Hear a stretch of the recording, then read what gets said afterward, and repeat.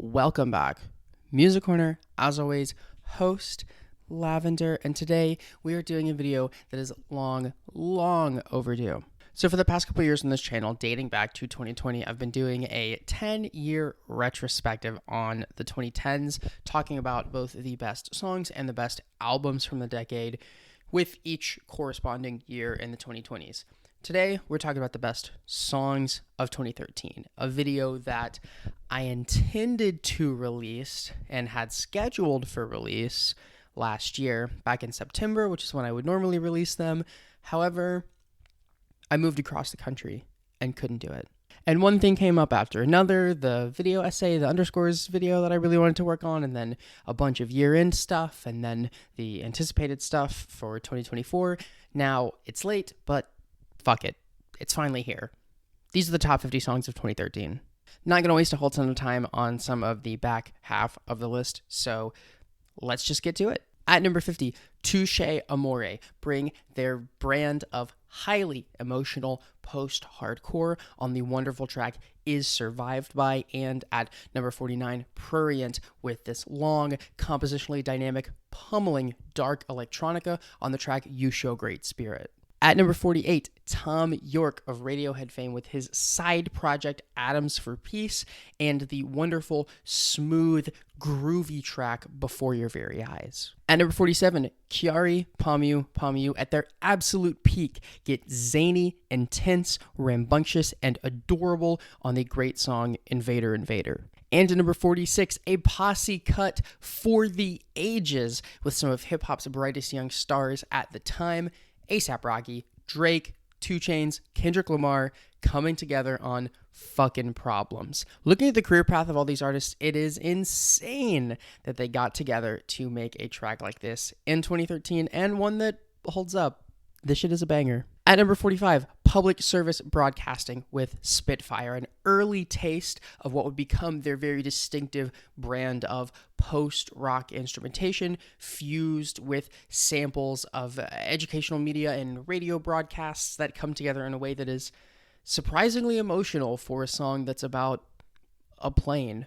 And at number 44, Hannah Diamond with her debut single, the adorable, bubbly, PC music classic love song, Pink and Blue.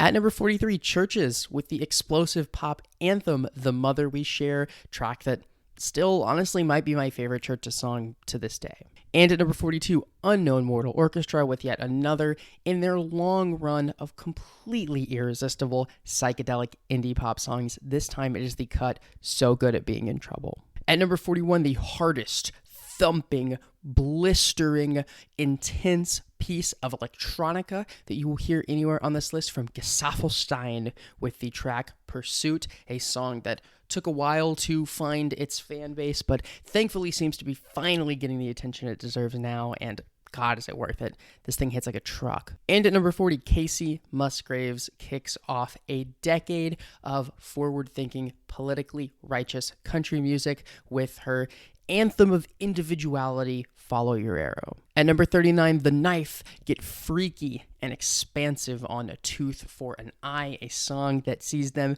indulging in their own distinctive world of strange, surreal electronica, and one that I am just obsessed with getting lost in. At number 38, a song and album that I think a lot of people have soured on in the past decade, but I'm comfortable saying, even though I don't like it as much as I used to, Arctic Monkeys with the track Are You Mine.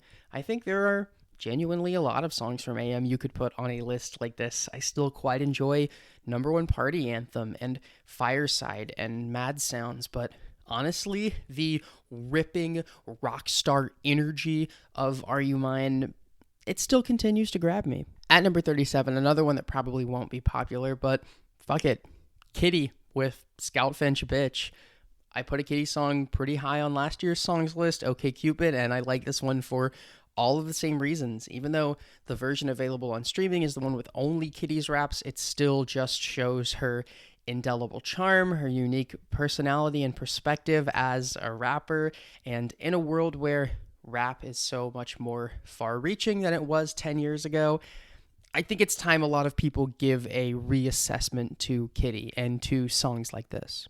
At number 36, Sky Ferreira with I Blame Myself, a soaring, anthemic pop song, a wonderfully well-written chorus, great vocal performances, just great pop music all around. The kind of thing that I guess we can hope for if she is ever allowed to release her next album. And at number 35, Ka lends his fierce pen and dynamic wordplay to the world of chess with Knighthood, a wonderful song full of remarkably clever lyricism and a extremely reserved but utterly captivating vocal performance from Ka himself. And at number 34, one of the only big hits we're going to come across on this list, and it wasn't even the full version of the song that became a big hit, Justin Timberlake with Mirrors. I know this is far from the kind of thing that a lot of people associate with Justin Timberlake. This is a very different kind of song than a lot of his hits in the past, but to me, it was a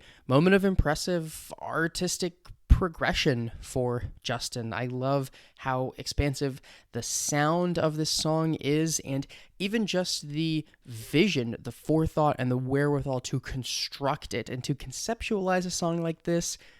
Not a lot of his contemporaries could at the time, or perhaps even today, and I still really appreciate and really enjoy going back and listening to this song. At number 33, Sophie kicking off a legendary, incredible run of music with her song Nothing More to Say. Sure, this is relatively straightforward house and dance music, especially by Sophie's standards, but it lays the groundwork for so much of the timeless, groundbreaking, and incredible music she would go on to make. And in retrospect, you can hear the subtle flavors and the dynamic texturing that her sound would go on to be defined by in their earliest stages on great early tracks like this. If you have somehow never heard this, it may be the hidden Sophie gem you're looking for in 2024.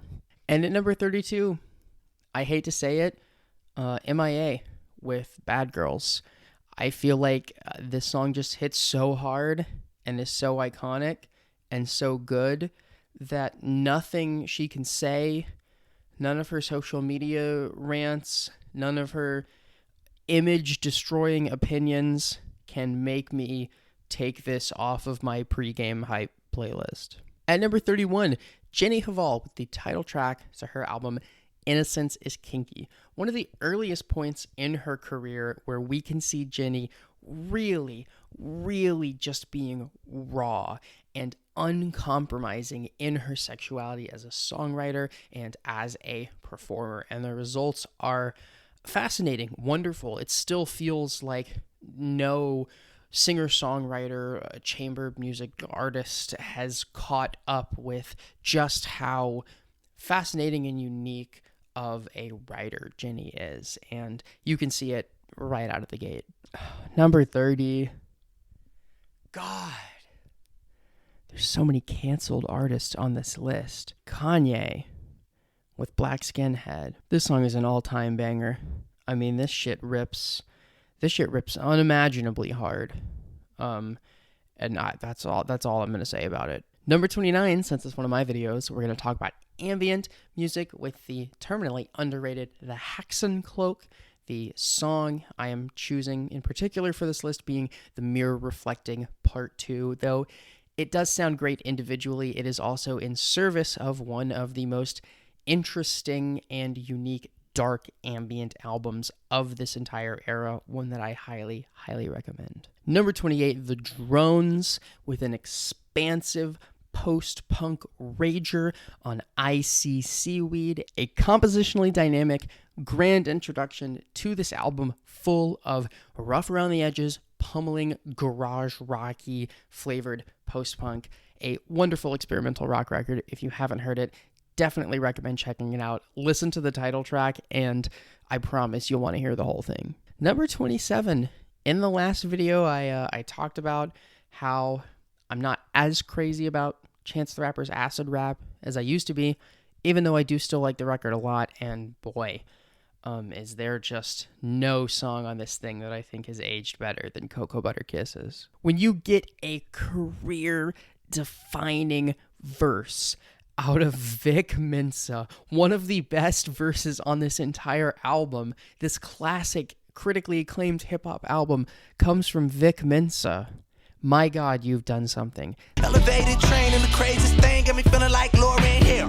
Miseducated, my dick delegated, rap bill battling me. They said I should have never made it, probably should have been dead or in jail. This song is fucking incredible. As I say this right now, I think this should probably be higher on the list. At number 26, Forest Swords, creating fascinating music, fusing together the synthetic worlds of electronica with the naturalistic worlds of field recordings on the extremely dynamic Thor Stone, one of the darker and more electronic-influenced songs from this album, but nonetheless one that breathes with life in the way that really only Forest Swords songs can. And at number 25, top half of the list, Nicholas Jar's Dark Side with the track Golden Arrow, a expansive, very compositionally unique, difficult to define sonic roller coaster of a song, but one that is undeniably epic, creates some fascinating moments of incredible sonic texture and attention to detail. If you like Nicholas Jar and all of his work, you'll love this, obviously. And at number 24, now when I did the albums list, I learned that there are not as many fans of the Sailor Moon Vaporwave album Sailor Wave as I may have thought. Perhaps I overplayed my hand there, but I don't see how anyone cannot be a fan of its extremely dynamic fourth track, Sailor Mars. This thing is like the promise of vaporwave and future funk taken to its most articulate conclusion. The sound of driving blissfully in the middle of the night through a neon-caked metropolitan utopia. It's amazing. The sound of this song is so vibrant, so inviting. It's remarkable. And at number 23, of all of the songs on this list, probably the one that has had the most complicated decade in terms of legacy, a song that was a pretty big hit at the time and whose appeal has fluctuated as the public perception of the band has shifted drastically in different directions over time, and now it is an even bigger hit than it ever was before. Of course, I'm talking about The Neighborhood with Sweater Weather. Yeah, I just can't deny it. From Jesse's sort of rock and roller cosplay to that simple but extremely infectious drum beat, one of the best pop hooks of the early 2010s. The song just has everything. It is the perfect middle grounds of the very light brushes of indie and alternative music that they were playing with, and the irresistibility of pop, a dynamic sound, a very visual and very compelling aesthetic. I like everything about this song. Say what you will about The Neighborhood, but I'm riding with Sweater Weather indefinitely. 22, Kurt Vile, with perhaps his most Kurt Vile song of all time. Waking on a Pretty Day sees Kurt Vile leaning into pretty much all of his defining artistic characteristics, from this very flowing, sort of languished, long indie folk ramble to the exact kind of narrative first-person songwriting and perspective he gives to his tracks. This is kind of like the very essence of Kurt Vile, crushed down into its purest form and just dusted all over a piece of music, and frankly, I think it's pretty great. Number 21, Death Grips, with You Might Think He Loves You, but not enough to read the entire title of the track. As Death Grips have taken a few years off now, and we can kind of reflect on their very prolific output throughout the entire 2010s, start to finish, it's kind of starting to look like Government Plates is the black sheep album of their career. It is definitely one of the most unloved projects they ever released, even though fans have a lot of deep cut favorites. But for me, it is the one track from this album that pretty much everybody agrees is incredible, that I also think is incredible. This is one of the most sonically challenging moments of Death Grip's entire career, from the shattering metallic glass, the up-tempo energy and percussion on the song, the impossible to follow and define flows and cadence of the rapping on this. It's a testament to just how infectious the energy is, that all of this can come together in a way that is infectious enough to get stuck in your head and to remember the cadence and the flows and all the lyrics too, because it really is an insanely chaotic fucking song, but God, is it just holding me hostage still. And at number 20, The World is a Beautiful Place, and I Am No Longer Afraid to Die, with the song Heartbeat in the Brain. God, do I love this. To me, this is one of the definitive emo songs of the entire decade, and I know it fuses in some very different styles and distinguishing factors of emo, with even some like post/progressive rock elements. There is an instrumental arrangement to this that is beyond what a lot of emo outfits are capable of, just based on pure numbers, and yeah, what they do with it is amazing. This is just an expansive song. It's a song with a distinct and distinguished vision, and it is one that I have never been able to get enough with. No matter how long it goes that I continue to listen to this song, the band continues to release new material, even new material that I like, as they have continued to do throughout their career. To me, this is just still their definitive song, and one that I have never gotten tired of returning to over and over and over. At number 19, Daft Punk, Contact. There are a lot of songs off of Random Access Memories that could hypothetically belong on a song like this. And to a lot of people, it may seem like some kind of snub to even have them this low, but trust me, I liked this song a lot at the time, and I like it even more now, especially in the reflection of Daft Punk's eventual breakup, since which they have memorialized this album as such a definitive and conclusive moment in their career, and it ends on Contact, Daft Punk's grand finale, and God, what a song. I think it does such a fascinating job of bringing together the immediacy and the love for on-the-floor dance music, capital D dance music that the band started with in their early days, but expanding it, stretching that creative vision to something that is more encapsulating and influential and works with other genres and works within the concept of this album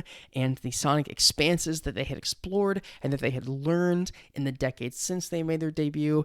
To me, this is a perfect finale for Daft Punk. Much like Oldie with Odd Future, which I talked about in the 2012 video, I'm so happy that this is the final thing they ever did. Number 18, I'm going to be quick about this one as well. Mark Kozelek of Sunco Moon fame and Genevieve Laval with the song Gustavo. The album this comes from, Perils of the Sea, a remarkable folktronica album, just a lovely, wonderful project. It's such a shame for someone like Mark Kozelek that has made so much great music to have behaved the way he did and made it so complicated to even discuss so much of the amazing art he gave us. But it's no secret that I love this album. I talked about the album on the albums list, and it would be disingenuous for me to not include this here because it's a spectacular song, a wonderful story, one of the defining pieces of Mark Kozelek's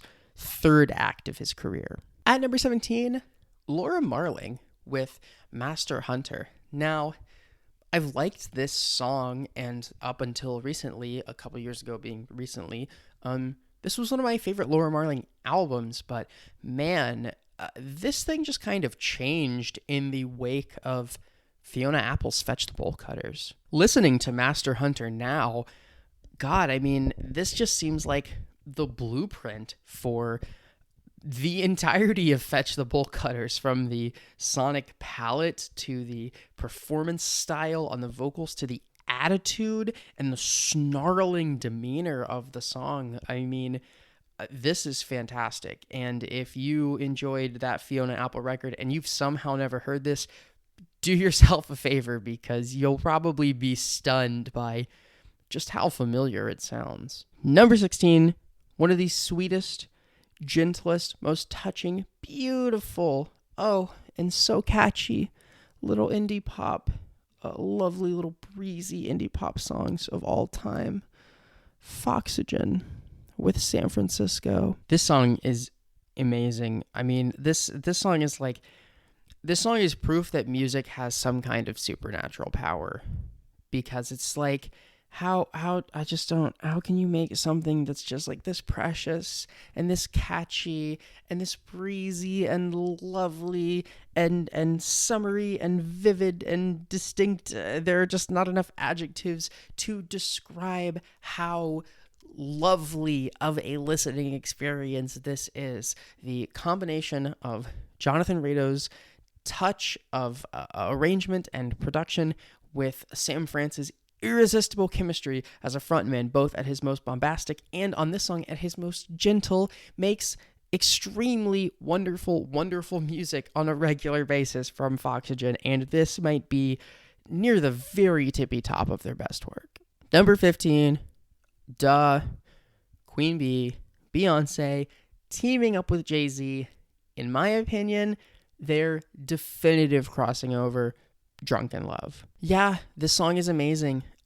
To me, this song is their moment of something so grand, so massive, so sweeping to match a point in their career where they were both evolving from commercial music forces to musical auteurs. I think this is one of the only tracks they've ever made together that truly encapsulate the grandiosity of not just their intimacy, but their perception as a couple, as a musical force to the public eye. These two legends in their own right who graduated to that legend status kind of around the same time. The career arcs that they have taken relative to each other is a fascinating retrospect, and I think that honestly Drunken Love is a crucial moment for both of them to show that they can have hits, but they don't need hits.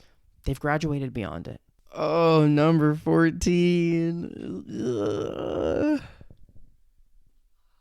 Arcade Fire, Reflector. This has got to be the most canceled list I've ever done on this channel. My God. I think the future of how we understand Arcade Fire is very much still in jeopardy right now, as the band's frontman, Win Butler, faces some bizarre and substantiated allegations at the same time that the band has shifted into making the most unloved material of their entire career.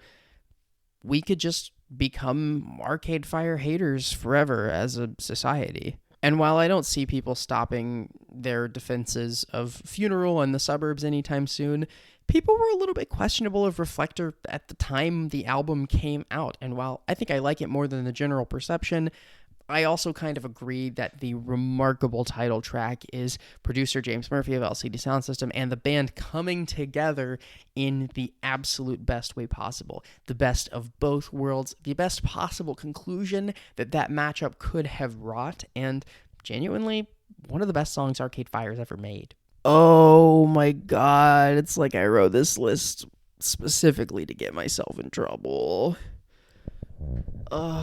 Number 13. The 1975 with Sex. I think I said 12, but it's actually number 13. Anywho, this is one of those 1975 songs that I think the Rate Your Music bros who hate the band because they're a girl band or whatever are like particularly not fond of, probably because of the way that Maddie Healy boyishly squeaks out "she's got a boyfriend anyway" all over this track. But man, as the years have gone by, I've had phases where Chocolate was my favorite song from this album, The City, Girls, Robbers, Menswear, but at the end of the day, there's no song that I have come back to more often and more consistently than Sex. Both for its subject matter and its story, which, while the obvious subject matter at hand is sex, Maddie Healy handles it with a depth of thought that not a whole ton of his other boy band and pop rock contemporaries were conjuring at the time. But also just because this song makes these flirtatious encounters and the tantalizing promise of sex sound exactly as fun and overwhelming as it genuinely is in real life. I can't think of another 1975 song that does as great of a job at capturing with its instrumental the sensations that it is delivering in its lyrics. I'm not saying this thing is a masterpiece of lyricism or whatever. At the end of the day, it's a pop rock song written by Matty Healy, but it's a goddamn good one. One that is catchy enough that it's still stuck in my head 10 entire years later. At number 12, Earl Sweatshirt with Chum, one of his first signs of vulnerability on record. True, honest vulnerability, looking reflectively into himself, at some of his past trauma, at some of his darkness, at some of the things in his past that have stuck with him. And as the years go by, this starts to look like more and more of an important song in his career. As Earl would turn to fully lean into that personal darkness and those demons, getting more experimental in his sonic presentation as he goes, Chum more and more looks like Earl dipping his toes into what would eventually become his defining artistry. And man, I already loved this song, but it has just aged like a fine wine within the Earl Sweatshirt discography. And speaking of aging like a fine wine, holy shit, Courtney Barnett, Avant-Gardener, number 11. Courtney Barnett has had a pretty goddamn interesting career that has taken her to the kind of places that I wouldn't really have expected in early days when I was first falling in love with her music on early EPs and her debut album. And yet, throughout all of it, I'm pretty sure this is still her definitive song. From those very lazy, imprecise, almost pseudo-spoken refrains to that very jangly indie rock malaise to her hilarious songwriting and very unique perspective, this is everything great about Courtney Barnett in one single song. This might genuinely be one of the funniest indie rock songs in like the entire 2010s, and God, do I love that for it. I love that for Courtney. This is just a wonderful display of everything that makes her not only a unique talent, but also just an irresistible voice. Top 10.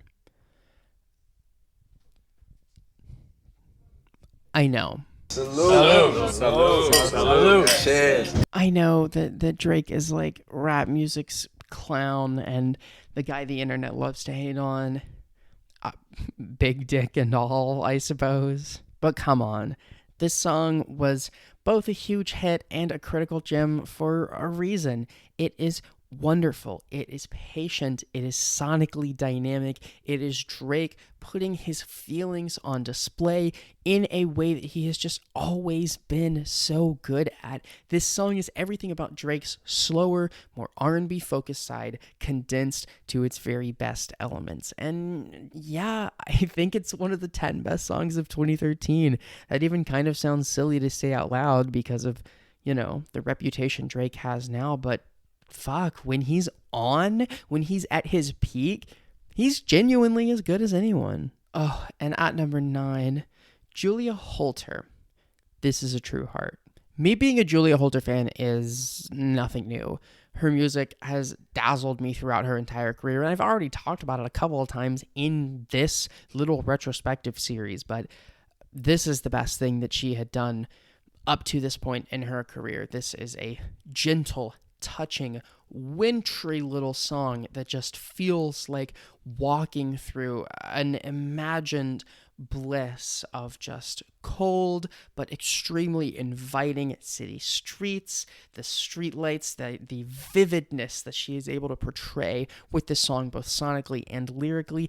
It's fucking immaculate. It is a testament to her eye for detail, to her gentle nature as a performer. Everything that makes her so unique and so interesting, it comes together so well on this song. And it's no wonder to me that following this, she would expand outward to seek out different sounds and different styles, because this is kind of the perfection of the sound she's dabbling with on this album. And man, I've said irresistible a few times in this video at least, and this might be the most irresistible of anything.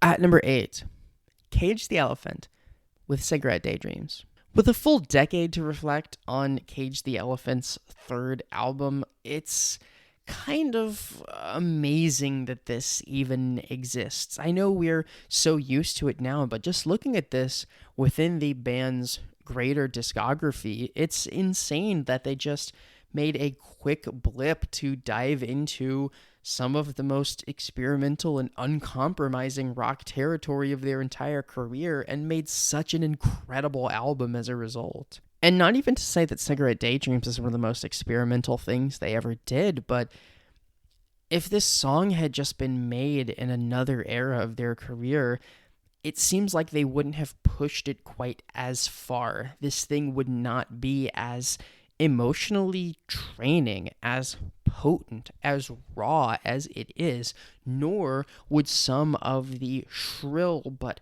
pillowy high points on this song manage to hit with the same energy if they were more polished, more refined. This song is rough around the edges in an entirely different way than tracks like Spiderhead or Come a Little Closer, but man, does it reap just as many rewards for experimenting with that sound. What a wonderful, wonderful song from a surprisingly, almost shockingly great album in retrospect. At number 7, Vampire Weekend with Hannah Hunt. Ezra Koenig and company leaning into their most romantic instincts, one of the chilliest songs of their entire career, and yet the harrowing shrills that erupt from the bridge on this song are probably my favorite moment in Vampire Weekend history. The songwriting and lyricism here are obviously amazing because it's a Vampire Weekend song, and coming from my favorite album of 2013, spoiler alert, this is one of the best songs that the band ever made. I don't even want to oversimplify or spoil it. There's a lot that goes into making this so great, and dive into it for yourself. At number 6, Ginny Beth's Savages with their ripping track Shut Up. One of the best experimental rock songs of the year, one of the best experimental rock songs of the decade, featuring a bass line that knocks me on my ass every single time. This song is just the definition of ass-kicking, raucous female post-punk that is sonically uncompromising, lyrically uncompromising, intense, start to finish. Everything about this song just grabs onto you and refuses to let you go until you have just submitted, just given up, just fallen into Savage's hands and agreed to listen. And it is a roller coaster that I love every single time I get on board. This song fucking rules. Number 5. This is kind of a bizarre choice. Queens of the Stone Age with I Appear Missing. That's not a bizarre choice because this album was pretty heavily praised by music critics. This is one of the fan favorite songs from that record. It's really only a bizarre choice because I've never really been that much of a Queens of the Stone Age fan. The band has about 2.5 albums that I like. Thankfully, this one very much being included in that, but fuck, dude, this song is just everything about their sort of rambling, rumbling desert rock style personified to the absolute best extent, and this thing has fucking hooks for days. But it isn't just that these refrains are so catchy, it's that they're catchy while delivering some genuinely eerie and extremely visual, very compelling lyricism. It's almost surreal to hear this song and to hear how good all of its separate elements are, and then to have just so much of Queens of the Stone Age career outside of this fail to click for me, because it's just like they nailed absolutely everything about this song. Number 4, probably the last time I'll get into any trouble, and only with a really specific subset of black metal fans, which just saying that will tee most people off to what I'm talking about. Deaf Heaven, Dreamhouse. Another one of the most critically acclaimed songs of the year.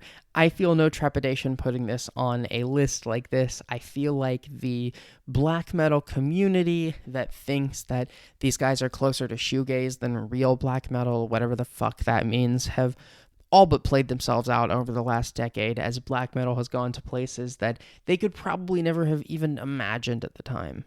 And through that lens, Deafheaven looks like an increasingly influential figure in the scene, an increasingly important player in the world of black metal, fusing it with the sounds of shoegaze and the sounds of post-rock, creating blistering, uncompromising sonic moments throughout this entire song, which is also so compositionally impressive and dynamic and unpredictable. The way that this song evolves and moves challenges me to this day as I listen to it, and I'm just so impressed that Deafheaven were able to take such a big swing with this song and this record and just hit it out of the park in a way that still feels so astonishing. When I did the albums list, I talked about, for 2013, I talked about how some of the high-end stuff didn't feel as high as other years, but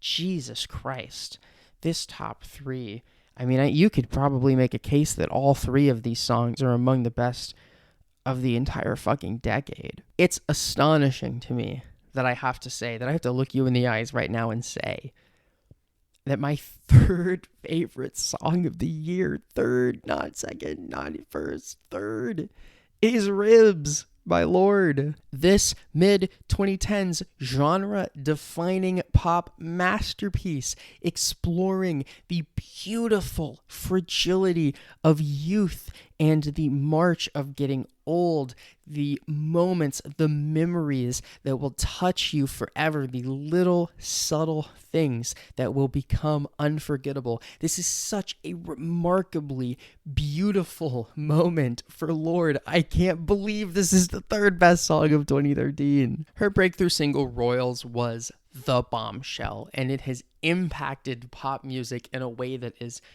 almost impossible to measure or to define in its totality. But honestly, I think the most influential and the most timeless thing that this album did, and maybe that Lorde has ever done as an artist, is the brilliant strokes of subtle genius reflecting on youth through the lyrical content of Ribs. This song is a fucking masterpiece. And speaking of fucking masterpieces, this might be the hardest song of the decade. The hardest hitting, the most badass, the coldest. Pusha T. Numbers on the boards. It's just every goddamn lyric on this thing. I mean, there are quotables and quotables and quotables for days. 88 Jordan leaping from the free throw, 36 years of doing dirt like it's Earth Day. I'm so bossy, bitch, get off me. It's a different jingle when you hear these car keys. Stop it. And this beat is its own fucking challenge. I mean, this beat would swallow most rappers. There are very few people on planet Earth with the skills as both a writer and a performer vocally to step to a beat this strange, this intense, this outside the box, and yet Pusha T makes it his bitch on this song. This is just everything that I love about Push, that I think he does right, that I think he does better than so many of his contemporaries. The hard-hitting bars, the relentless cleverness, the coke raps and street raps made perfectly in combination with the bling, the flexing, the jets, the private jets and designer clothes. He just has a way of blending these styles together that seems so seamless, so uniquely him.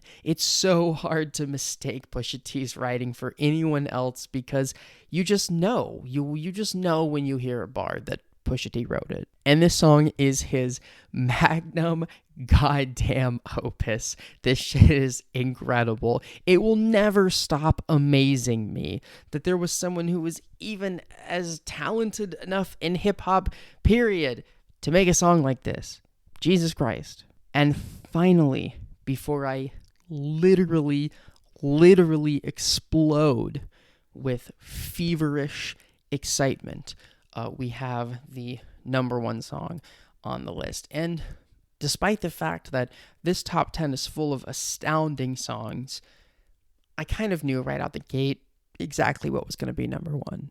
And if you've been watching these videos for a while, or you've been reading my blog, or you read my best songs of the 2010s list back in 2020, where I called this the best song of the entire decade, this probably isn't going to surprise you. No one is ever surprised on a Labs Music Corner list or review when I show some love to James Blake. But I wish there was a way that I could separate James Blake's relentless, unending collection of great songs, which has lasted throughout his entire career to this day and will probably last indefinitely. The dude is a fucking master musical craftsman, and he has served up as much great material as anybody. But in the midst of his sophomore album, Overgrown, is his masterpiece, his magnum opus, the sonic elements that define his music and his artistry at their absolute peak. And of course, because of how dynamically talented he is as both a pinpoint, precise vocalist, able to conjure remarkably perfect placed emotion and subtlety through his singing, while also being one of the most incredibly tuned in sonic craftsmen, an eye for detail that is astonishing, an ability to conjure texture that is unmatched. It all comes together for one of my most transcendent sonic experiences of all time. My number one song of 2013, James Blake with Retrograde. This song is just everything. From a broader scope of the vision of its composition, it may look relatively simple at first. The track really only delivers one verse, as is conventional, and yet when you listen to the song, it just goes so far beyond the definition of individual parts. James Blake's sonic transitions have always been remarkable, and this very spacey, very imprecise song manages to find a way to blend from moment to moment brilliantly, expertly. The cohesion of this composition is remarkable. And yet, the song also holds up unbelievably well to scrutinization of even the most intimate details. James Blake's vocal performance on this song is masterful. It is articulate. It is emotive. It is sheer beauty. And yet you could argue that somehow it might even be outdone by the blissful expanse of sonic space that he gives himself to sing into. It is so remarkable. It is so potent. Every moment of this song so potent with just grace and force and power and emotion and intensity. The song is so goddamn good. I feel like I'm conceptualizing it in a very nebulous and very undefinable music writerly way, but you don't have to be a fucking professional music writer to like this song and to understand what makes it so good, because it just sounds amazing. The refrains, amazing. The instrumentation, incredible, shockingly inviting, given how spacey and expansive and chilling it can be at certain moments. And man, this thing is a fucking masterpiece. This thing is goddamn brilliant. It is hard for any song I've ever heard ever to have a similar impact on me. I know that music is subjective and that this thing is certainly no stranger to critical acclaim, but to me, it's nearly unmatched. And that is it. 50 songs, 2013, just a couple months late, and with the 2014 albums video supposed to be right around the corner, TBD. Next up will probably be the February, January recap. Already got a bunch of good albums to talk about in that recap. I'll be on vacation, so that will probably come out sometime around the end of the first week of March or so. Looking forward to it. After that, who knows? At some point, we'll do the 2024 video. Maybe another masterpiece will drop that I can make a cool video essay about, or maybe there's another video about hit songs in the works that could be coming out at some point in the next few months. I wouldn't know anything about that. That's all. Thanks for watching. Keep an eye out for shorts. I review a ton of new albums and new pop songs that goes on TikTok and Instagram and YouTube shorts. And I'll see you with a new full-length video, hopefully sooner than it took me to get this one out. Mwah.